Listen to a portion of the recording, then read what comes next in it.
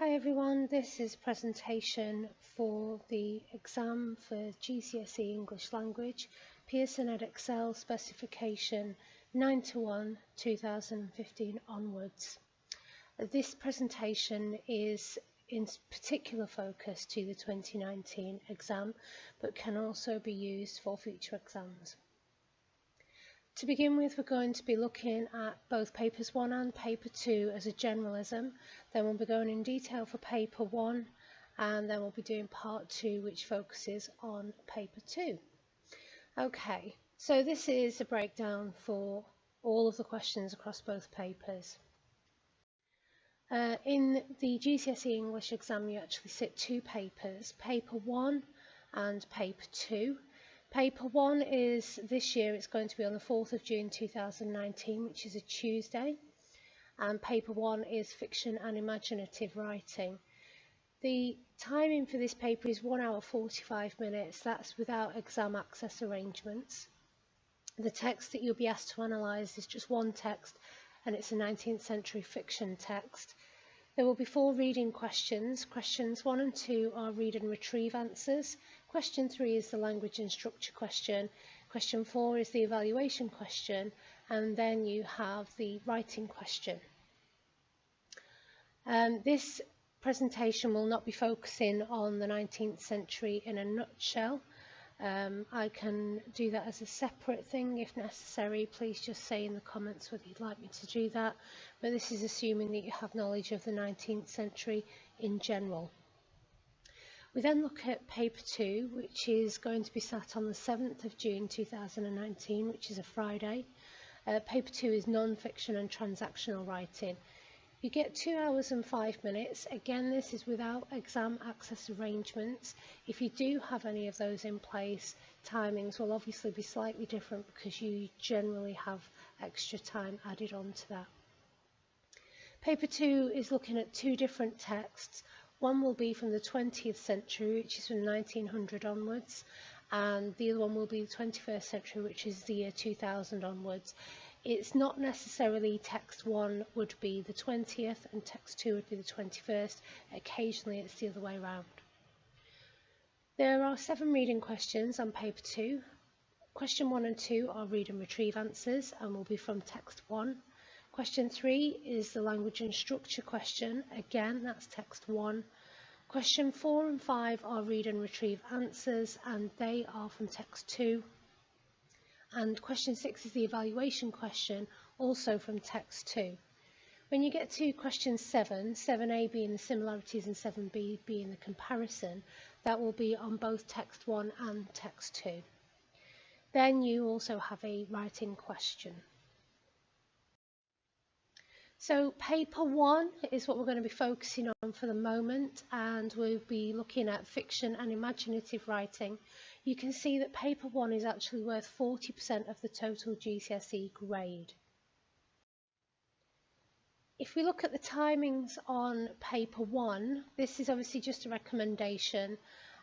You may find an easier way to work, but this is what is recommended from Pearson in terms of planning your time more wisely and making sure you don't run out of time when answering the questions. Obviously, you need to make sure that you allow time for reading the questions and reading the paper itself. We recommend about 10 minutes at the beginning just to get an idea of the text, and then around 50 minutes actually answering the questions on the reading section. We also then recommend 5 to 10 minutes planning your writing, and then around 35 to 40 minutes actually writing. Obviously that's worth quite a lot of marks. You want to make sure you leave enough time for that. Okay, so first things first, you need to make sure you read the text. It's really important that you do this, because if you try and answer the questions without reading the text, you may misunderstand what the writer is trying to achieve, or perhaps even misunderstand a character from the story if you haven't read the entire extract. The extract comes from a 19th century text, which is going to be a fiction text, and it's going to be from a novel. If you read the italic text at the top of the extract, this isn't part of the extract, but it just gives you an outline of what the purpose of the text is, what the form of the text is, and that will actually help you to determine who the intended audience are, and that will in turn help you to work out what the effect is on the reader. You need to understand that people in the 19th century were not as widely read as we are today. Reading is expected of every individual in today's society. In the 19th century, however, things were a bit different, and only really well-educated people could read, and well-educated people tended to be those who were of higher status and better wealth. So the readers then were not the readers we have today. You are not necessarily the intended reader. Obviously, some people choose to read texts, classic texts, and in that instance, perhaps they are the intended reader because, again, those people are generally well educated and generally have an interest in more classic literature. You, as a young person studying your GCSE English language in 2019, are not the intended reader. So do keep the intended reader in mind whilst you're actually answering your question. You want to spend about 10 minutes reading the text, looking through it, looking for language and structural features. You can highlight the text if you have a highlighter, or you can underline it. But whilst you do it, make sure you write in the margin what it is you've actually spotted, so that when you come to look back at it, you know why you've underlined or highlighted that section of text. If you look specifically at questions 3 and 4, that will help you to identify what you need to look for in the text. Often question 3 will say, how has the writer used language and structure in a specific way to perhaps describe a character or describe an event. Question 4 is asking you to evaluate a text, and again that will have a specific focus. So if you just have a look at those questions whilst you're looking through the text, it will give you an idea of what you need to find to be able to answer those questions, and you'll be able to make your life a bit easier when you come to questions 3 and 4. So once you've done that, just have a general overview of the text itself, look for any main ideas and themes to get an understanding of the text in its entirety. Reading the whole text will help you with the evaluate question anyway, but it will also give you a deeper understanding of what is going on in that extract. Okay. So questions 1 and 2, as I said before, they're read and retrieve answers. So this is where you'll be expected to, you'll be asked a question, you'll be expected to find the answer within the text itself. Often it's quite obvious. Occasionally, however, you need to read between the lines, and this is the difference between explicit and implicit information. So explicit is where it is written, stated clearly. Implicit is where something is implied by the writer, where you need to read between the lines to try and understand what the writer meant by something. So if we just have a little look at this example at the bottom here. So this is from a 19th century text. It's Samuel Lovegood's Revenge, and if you look at the lines that are underlined there, the first one, it says, I had been reared in a workhouse. So if the question said, where had the main character been reared, then you could identify it explicitly because it says, I had been reared in a workhouse. However, the implicit meaning, what is implied by this sentence, is that the writer wanted you to believe the character had a hard childhood. This continues throughout the short extract I'm showing you here, where it says at the end, had been drafted at the age of 10. So again, the explicit answer to a question that said, when was he drafted? The answer would be, he had been drafted at the age of 10. It's written there, it's clear. However, again, the implied meaning is that the character had no choice but to start work at a very young age. The idea of being drafted at the age of 10 in today's society is quite horrific. Obviously, people don't work until they're 16, occasionally being allowed to work when they're 15, but certainly not 10. And that is to give you as a reader a bit of sympathy for the young person, because you have connotations of a 10-year-old. You know what a 10-year-old is like. You were once 10, and you know what 10-year-olds are either like siblings or children around your area that live near you. You know what 10-year-olds are like today. So it just gives you an idea and makes you think about the character and the age that they are. Okay, so let's start looking at question 3 now. So question 3 is about language and structure. Just going to look at language for the moment, and then we'll move on to structure in a second. Here you're being assessed on your ability to explain how writers actually use language and structure to achieve effects. And what that basically means is that a writer has always written something on purpose. They've done it to try and make the reader feel or think something specific. Now, when you're being assessed for this, you have to demonstrate how you know things. And you can use the writer's actual use of individual words for things like nouns. So how things are named. So you can tell where something is from by the name of the place. You can tell what kind of person is being described because of the name they've used, or the name of the preoccupation. So we see there's an example for traveller. It could be that you're looking at things like verbs, so actions like drag, wander and trip, occurrences like arrive and survive, or it could be that you're looking at adjectives or adverbs which describe those things. Obviously, it doesn't matter massively if you can't remember if something is a noun, a verb, an adjective or an adverb. What's more important is that you recognise that the writer has used a specific word on purpose to achieve something. Your task is to identify those words and to identify what the effect is on the reader. It's always about the intended reader, and it's important that you remember that as you go through. So let's look at this example question. So this is typically what a question will look like on paper 1, and this is question 3. So it says, in lines 9 to 22, how does the writer use language and structure to suggest the narrator's fear is increasing? Support your views with reference to the text. As you can see, it's worth 6 marks. Now, in this example, we've got the writing on the right-hand side is a suggested answer, and the words on the left-hand side are extracts from parts from the extract. So you can see how the student has said the writer uses verbs panicking, pressing and fumbling to focus the reader's mind on his nerves and lack of skill. Now obviously that's an excellent answer. However, even if you didn't realise it was verbs, as long as you have said the writer has used words like panicking, pressing and fumbling, but then the focus of your answer is on the effect on the reader, it says to focus the reader's mind on his nerves and lack of skill. You're explaining why those words are there, what those words mean to the reader.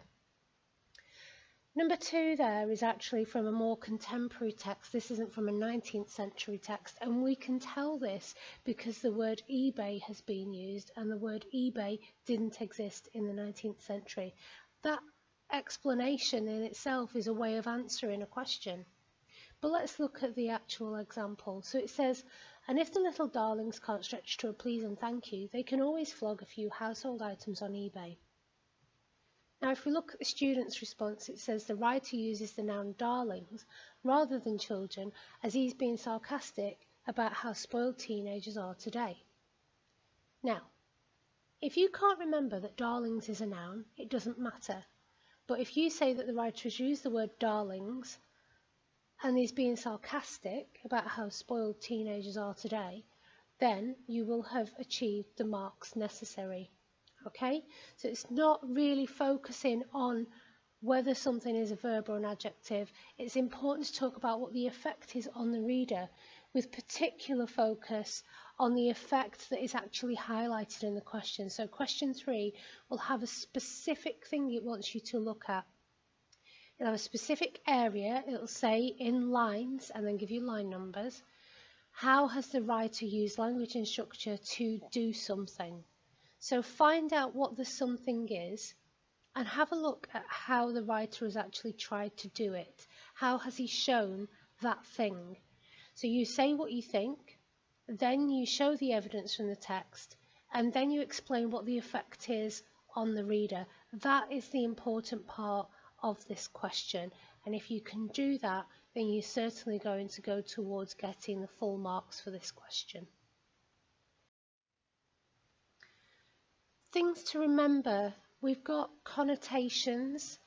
Now, connotations are images that come to mind when you think of a certain word or phrase. An example I've used with my students is the house and home example. A house is a building with walls, doors, ceilings, floors, windows. It's the building, it's a structure. A home, however, is in its physical sense the same as a house, but it has a more emotional attachment to it. When you think of a home, you think of family, you think of friends, you think of loved ones, you think of your possessions, your room, your friends who come and visit you there. It has a more emotional attachment to it.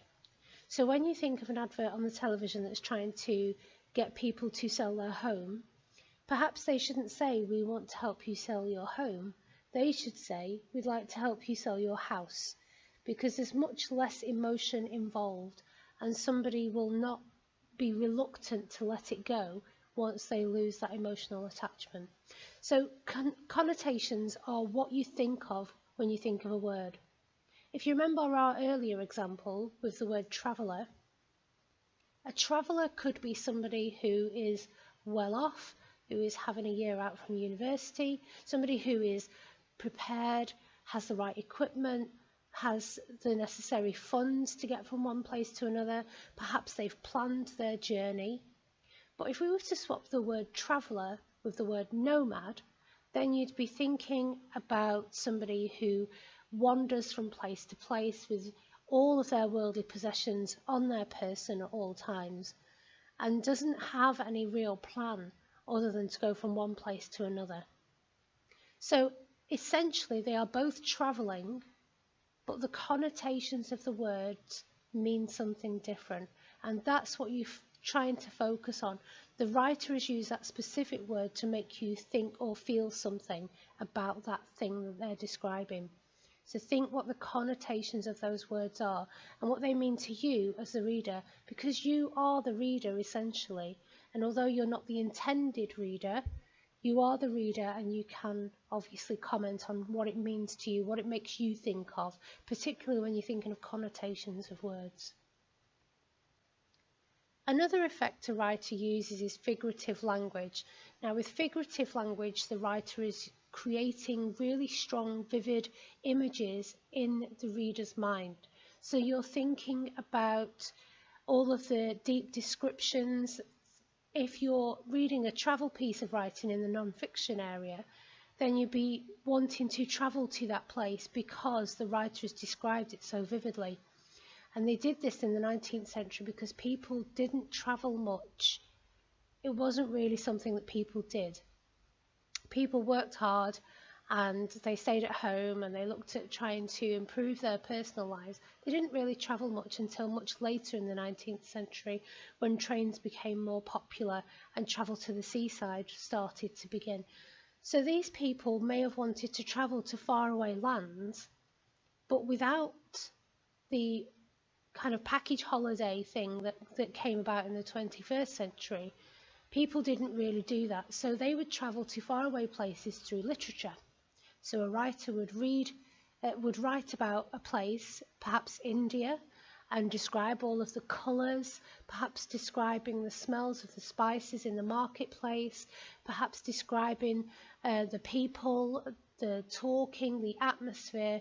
And by putting it in such vivid description, they're able to explain to the reader what the actual thing is like, and it makes the reader interested. They want to know what it's like, perhaps want to be there themselves. So figurative language is a good way of doing that. It can also help when it comes to creating a character. The way a writer describes a character makes you as the reader have an impression of that character, and you only get the impression of that character by the way they are described. So perhaps the writer wants you to dislike a character immediately. They will use negative language to describe the person so that you automatically don't like them. It could be that you don't actually know the character at all, you've never seen them and they're not actually being described, but that another character is describing them for you. That gives you the impression that the other character doesn't like that character. I hope I'll be able to explain that again in a moment. But looking at how a character has been created can actually tell you a lot about the writer, because what they're trying to do is they're trying to make the reader feel something about a character. So the way they describe them is important. When you think about the narrative voice in a text, this one's a really easy one to write about.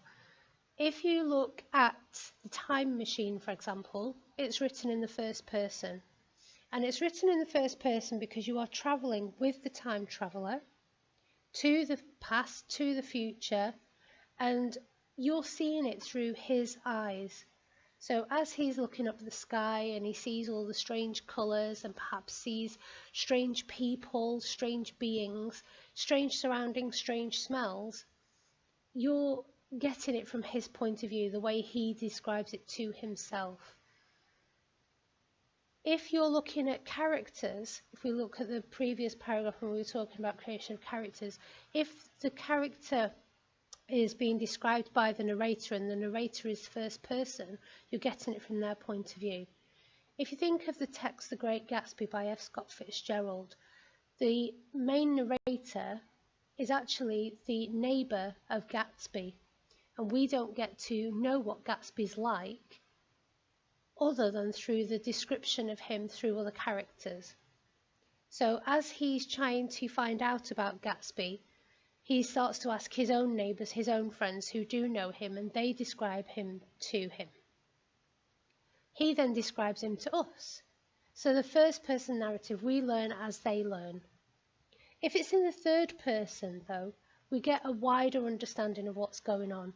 We see everything that happens, we see all of the characters, we may hear their inner thoughts, their inner feelings, and when characters are brought together, we all may already know that two characters don't like each other. So when they're having a conversation, if they're being pleasant to one another, we may think that they're acting, they're pretending to like each other, or that they're being sarcastic, because we know that they don't like each other because the third person narrative tells us what they really feel. So the narrative voice is a really easy one to write about in the exam. If you spot your extract as being written in the first or third person, it's something you can write about, and that might help to lead you into other things to talk about in terms of language and structure. So let's look at some examples on the next slide of some of the characters that are described in popular fiction and how the writer makes us feel about them in the first instance.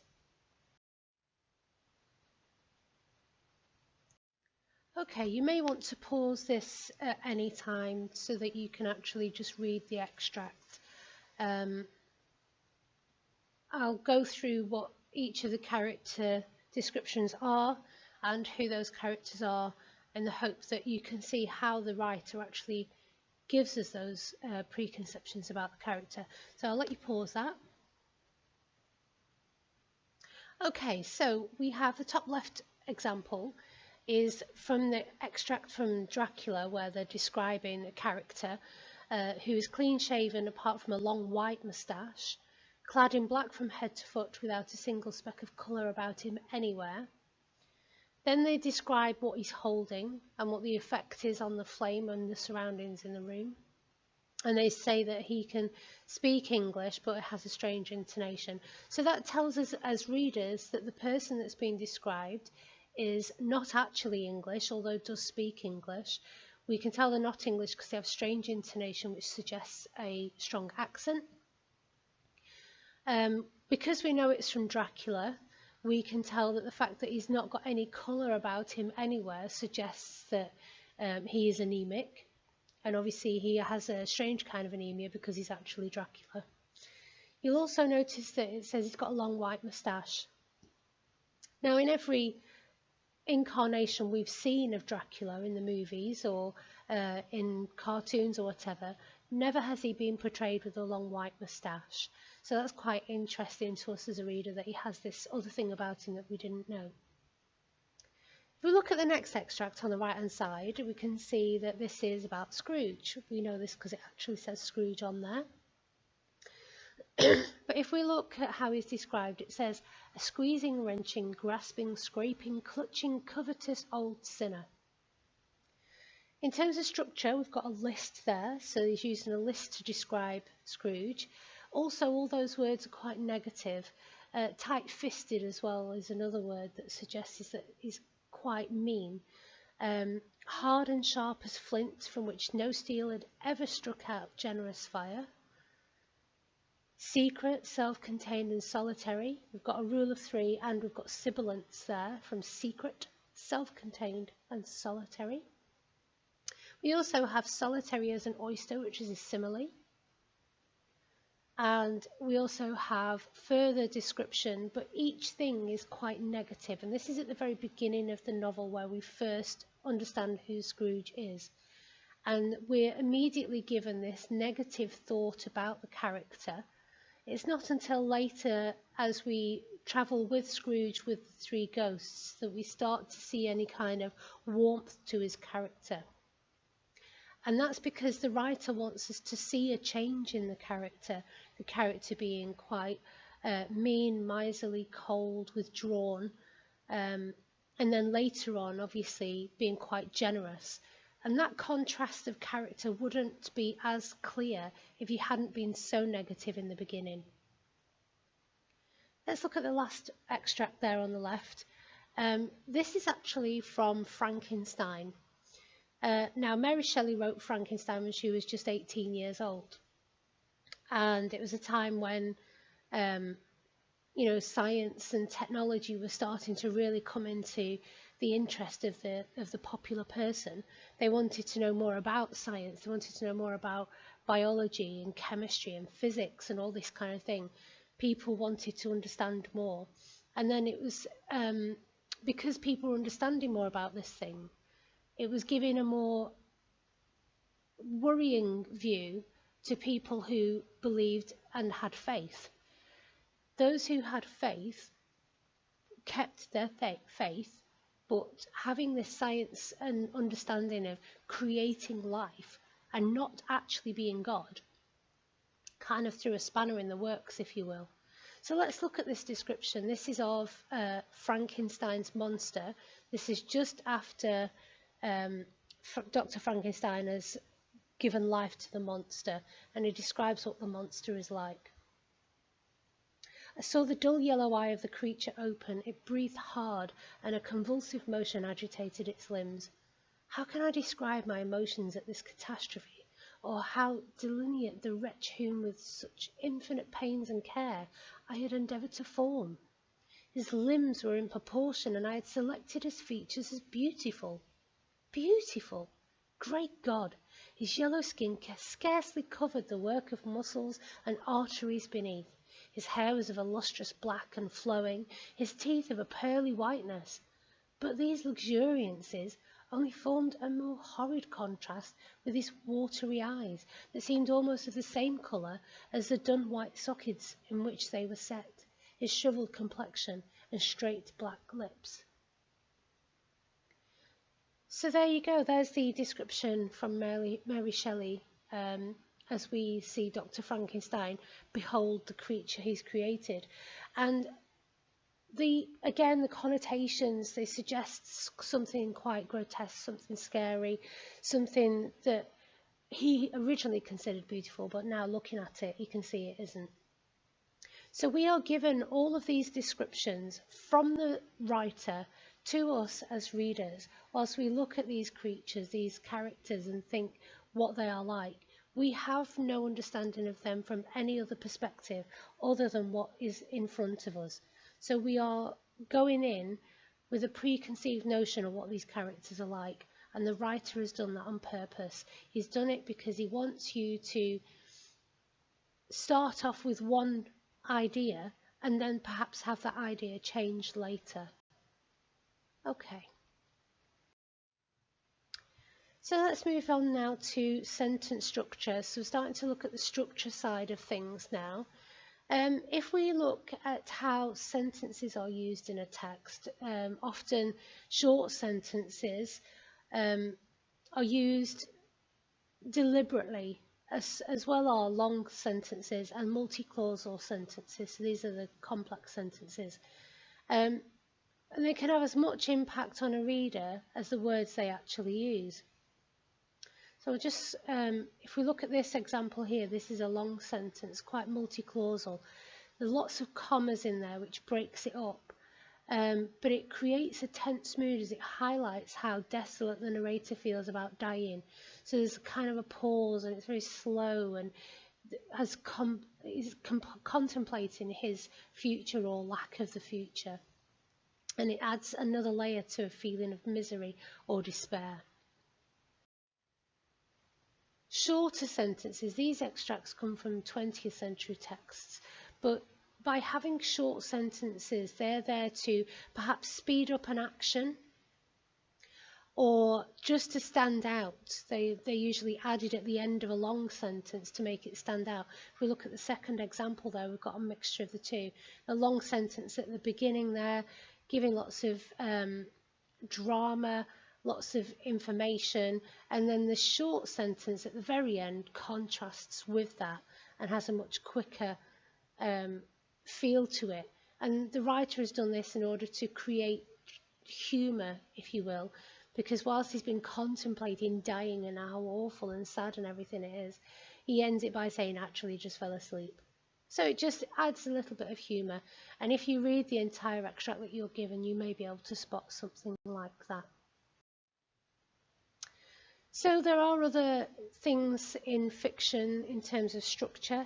We have foreshadowing, where a hint is given earlier on that may suggest to something that might lead on to what happens later. So if we look at this example here from Half Brothers, which is a 19th century text, it says, but night came on quicker. It also refers to distant objects which were quite invisible. And this is showing how the narrator is feeling fear. And this is foreshadowed because obviously we have the fact that he can't see very well, the fact that they're near a swamp or dodgy ground or something, that he's not able to see where he's going. So you understand that later he's probably going to get lost. And we know that because this is kind of building up to that. We also have a use of closely described detail or action. So lots of descriptions can be an indication that time has slowed down. So everything's going really slowly. It's perhaps boredom of the character, or perhaps the thing that's being described has actually been given significant importance. There's something they want you to remember about that later. So they're giving you lots and lots of detail. Repetition is something else that's used. It could be to stress the importance of a word to a reader. If we look at this example again from Sam Lowood's Revenge, the word hated is repeated, and it's repeated to emphasise the strength of the narrator's feelings. It's a long sentence and it's used to build up the narrator's negative feelings. However, those of us who are familiar with Shakespeare's Taming of the Shrew, which was then done as 10 Things I Hate About You with Heath Ledger, you'll remember that there's a part in there where she says how she hates him, and she keeps saying she hates this, she hates that, she hates the other. But then she ends it by saying, and the worst of it is, I don't actually hate you at all. So when we look at this example here from Revenge, we see hated is there a lot. And as you read it, you may think that perhaps there's an element of jealousy, or perhaps there isn't hate at all, and that the narrator is actually trying to convince themselves that they dislike them. So lots of different feelings can come for something. It could be that the character does just actually hate him, but it could mean something else. The reason why we think it might be something else is because if we look, it says, I hated him. I hated his foppish ways and his haughty manners. I hated his handsome, boyish face with its frame of golden hair and its blue, beaming, hopeful eyes. Just that section of text. We've got the contrast of hate with some very complimentary description of the character. I hated his handsome, boyish face. You wouldn't consider somebody handsome if you actually hated them. The phrase golden hair suggests something rich and luxurious, again very positive, again contrasting with hate. So that can add to what we feel the character might be thinking. And this is the kind of thing you need to do in the exam. You need to try and make assumptions based on what you believe the writer is trying to do, and use examples from the text and describe those examples to back up why you think that is what the writer is trying to do. So, question 3, top tips. Make sure you write about both language and structure, because you may miss marks if you don't. You'll actually be limited. In question 3 on paper 1, I think you are limited to 2 marks out of 6 if you don't refer to both language and structure. It's not just enough to say he's used power of 3 or he's used repetition. You have to explain what the effect is on the reader. Why has the writer done it? What are they trying to do? And how does the reader feel about that? What does it make the reader think? So the question's worth 6 marks. You need to spend about 12 minutes on this question. Maybe 15 minutes would be plenty. And read the question thoroughly. Highlight what the main focus of the question is. Only use the lines of the text that the question asks you to look at. So if it says between lines 9 and 22, make sure you get your answer from lines 9 to 22. If you get it from somewhere else, you're automatically going to get it wrong. Okay, so that's question 3. Then you want to think about actually writing your answer. So make a judgment. You need to say whether or not a writer has been successful. So you could start off by saying the writer has made an attempt to, so you're rewriting the question, and then identify whether or not they've been successful. The writer has been successful because he says this, he says that, here's the example, here's the evidence, and here's what the effect is on the reader. Therefore, it has been successful. Frame your answer. Give as much detail as you can and put as much evidence in as you can. Okay, and that's question 4. So let's have a look at this example. So this is from the Half-Brothers, a 19th century text, and the writing in red is a student's model answer. This has come from a textbook, so I'm not sure how obvious it would be that a student hasn't written it, but just to make that clear for you, just to give you an idea. So the student has underlined some areas of the text, and it says that the student is talking about setting. So it says setting is important from the start of the extract, with a build-up of close descriptions. For example, paths. This establishes the setting and the fact that it's dark as an important part of the story. It's a wild boggy moor which creates a feeling of impending danger. So there's nothing there that is anything complicated or a difficult answer. What they're actually doing is just highlighting words that have been used and what they may mean to the reader. For example, impending danger, the fact that something might go wrong. Then they've said about the events, the narrator takes the wrong turning and becomes lost early in the extract.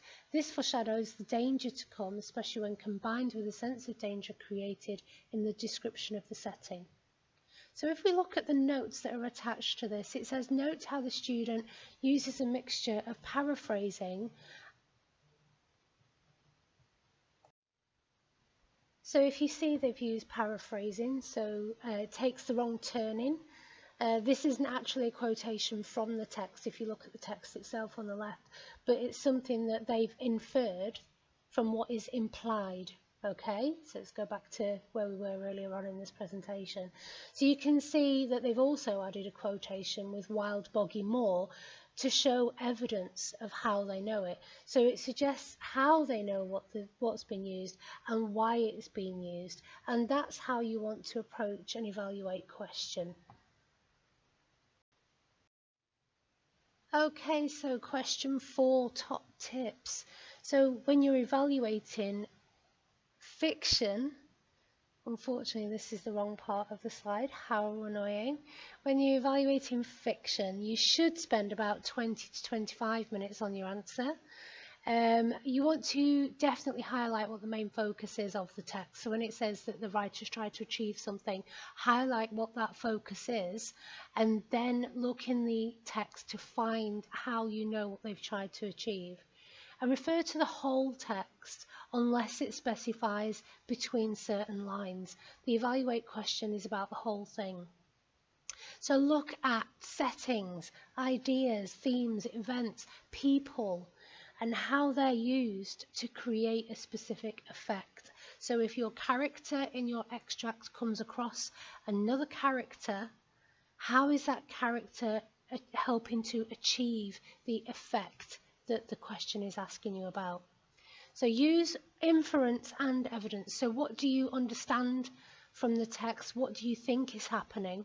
But then use evidence from the text to explain how you think that and how you believe it's been effective in the text.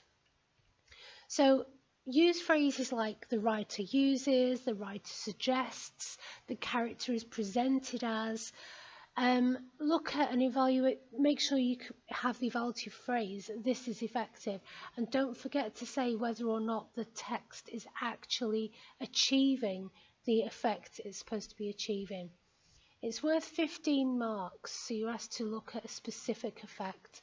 Make sure you don't do it half-heartedly, put in as much effort as you can, and really analyse it, be quite critical. If you don't think it's achieved it, consider the intended reader first. Do you think the intended reader would have been able to get it? Perhaps that's something you can talk about. Talk about how it hasn't achieved that effect for you, but if you were in the 19th century and you had these conditions in place, perhaps you would feel differently about the text. Okay, so remember, you're not the intended reader. It might not have the effect it's trying to have, but the question is worded in such a way that the writer has definitely tried to achieve it. Your job is to say whether or not they've been effective and if they've actually been able to achieve that effect. Okay?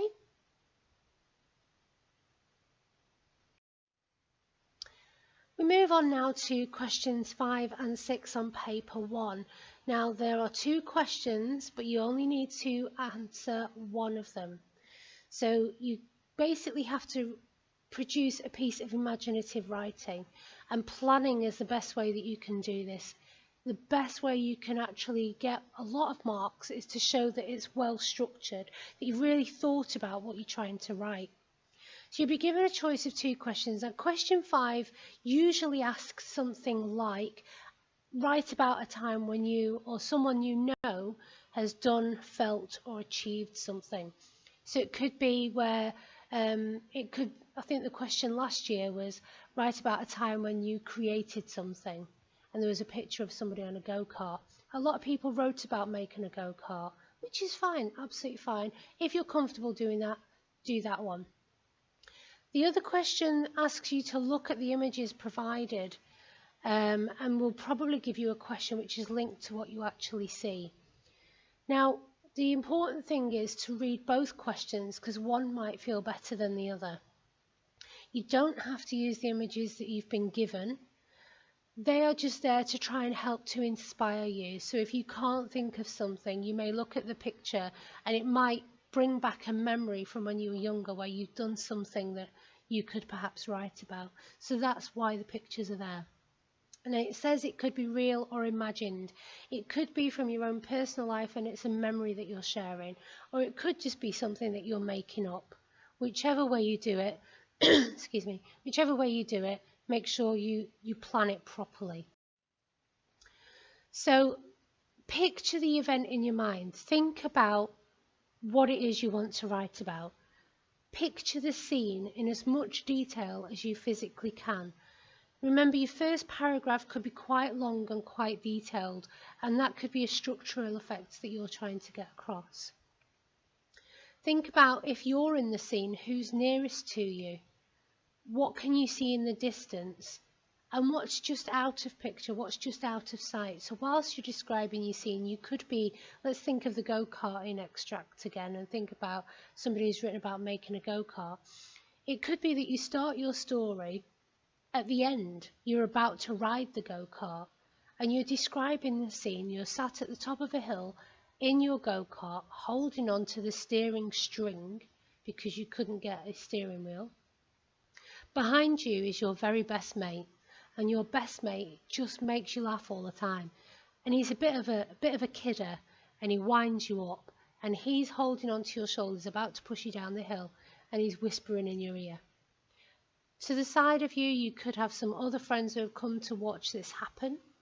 In the distance, at the bottom of the hill, you could see the streets where you grew up, your next door neighbours, people who are interesting characters just on the outskirts of the town near the hill that you're about to go down.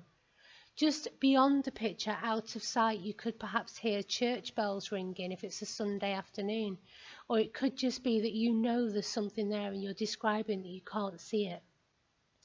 The picture that you're painting for your reader is really vivid and helps to put them in your story. They're feeling it with you, okay? Think about the characters. You yourself could be the main character, or certainly a character within the story. But who else is there, and who are they to you? How do they feel, and why do they feel that way? Are they nervous? Are they excited? Is your mum or your dad in the crowd waiting for you to go down this hill in this rickety go-kart that you've made? Are they feeling nervous? Is that because they've seen you build it? Perhaps your dad knows something you don't know. But explain why they feel that. And what are they like as people?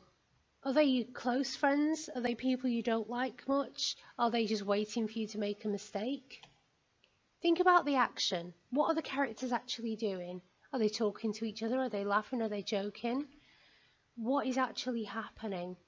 What happened before now? So you could be starting where you're at the top of the hill and all this is happening, but then you could have a flashback to making the go-kart. Perhaps at the end of making your go-kart, there was a screw on the table, and you looked at that screw and thought maybe it was an extra, and you put it in the screw box and you don't bother putting it on your go-kart because you think you've finished. Perhaps you're foreshadowing what could happen next as you go back to the present in your story, and you are explaining to your readers that you're about to slide down the hill and you've just remembered where that screw comes from. So hopefully me describing that story to you helps you to picture it in your mind, and you perhaps use a bit of humour. Think about the tone that you're using, what you're trying to actually get across to your reader. Your reader is the examiner at the end of the day, and you want the examiner to give you high marks. So you're entertaining the examiner, you're trying to impress them with your skills.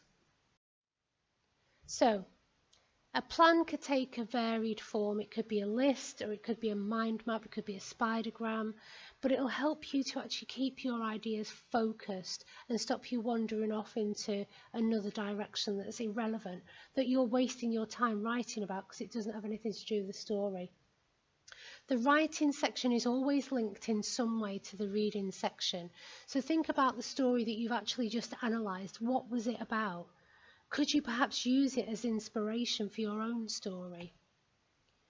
If you look at this example, it could say, write about a time when you helped others. So you might think, oh, I did some volunteering at a homeless shelter. It was a real experience. I'm going to use a first-person narrative. You start then to describe the cues at meal times. You perhaps use all 5 senses to bring that cue to life. Think about conversations with somebody. Use dialogue to show a character. And don't forget a story arc.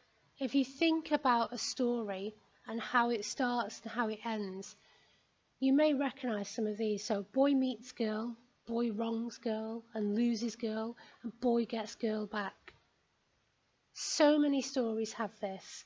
It's a very popular theme.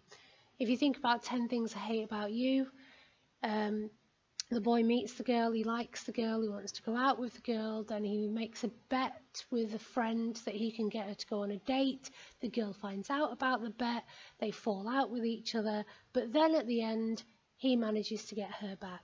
So it could be that that's what you're writing in your story. It could be a story like this. This should sound very familiar. So a girl is bullied by a family, girl meets a guy, girl returns to the bullies, guy rescues the girl. Any Disney film basically is about that. You're looking at things like Cinderella, where she's bullied by her sisters and her stepmother.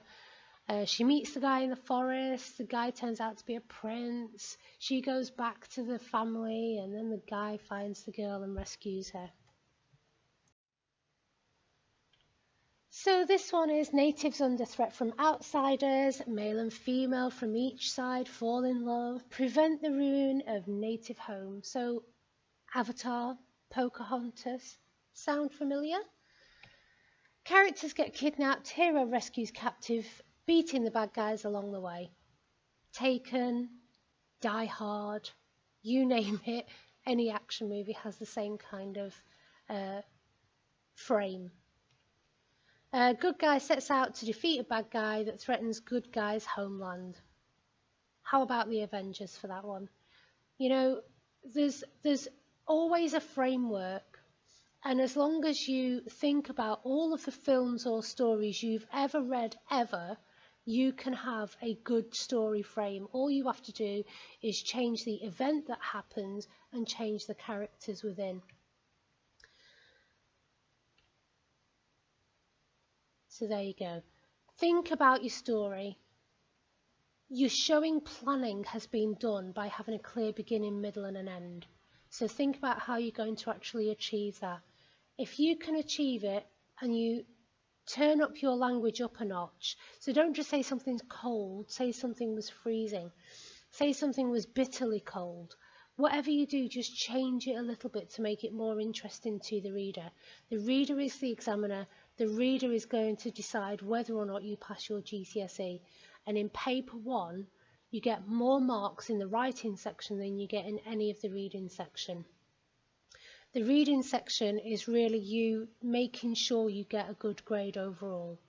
Don't miss out any questions, don't forget anything, and make sure your writing is good. And you should do very well. We're going to do paper 2 later, so we'll call that part 2. I hope this has been useful. I hope it's been helpful to you. Please do give me a thumbs up or say anything in the comments that you feel you want to ask me. I'll do anything I can to help everyone in their exam. So best of luck to everybody, and I'll hopefully see you in part 2.